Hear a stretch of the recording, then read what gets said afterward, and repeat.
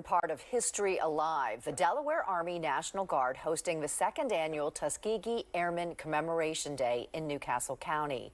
The expo celebrating the brave men who broke down racial barriers during World War II while inspiring the next generation of aviators.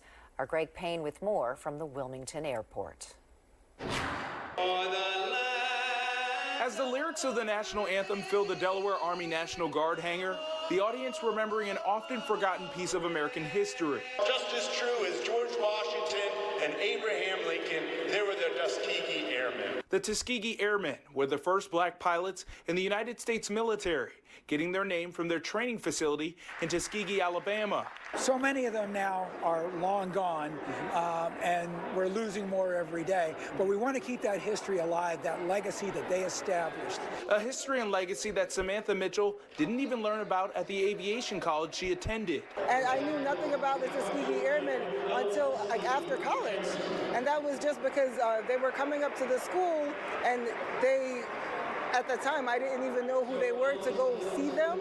It was just like they have some guest speakers in the school, and I was like, okay, I'm not going to that. So I missed out on a part of history because I was ignorant. But now Mitchell is making sure that's not the case for other students, using her voice to talk about the Tuskegee Airmen to whoever will listen. We're honoring the past, and we're really just embracing and celebrating this present.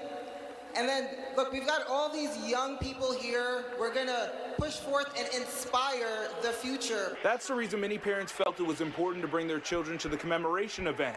Now go ahead and put your hands on there. To introduce them to something different. I thought this would be really cool. One, I get to learn some history about the Tuskegee Airmen and its initiative, and expose my kids to things that they wouldn't have been exposed to otherwise.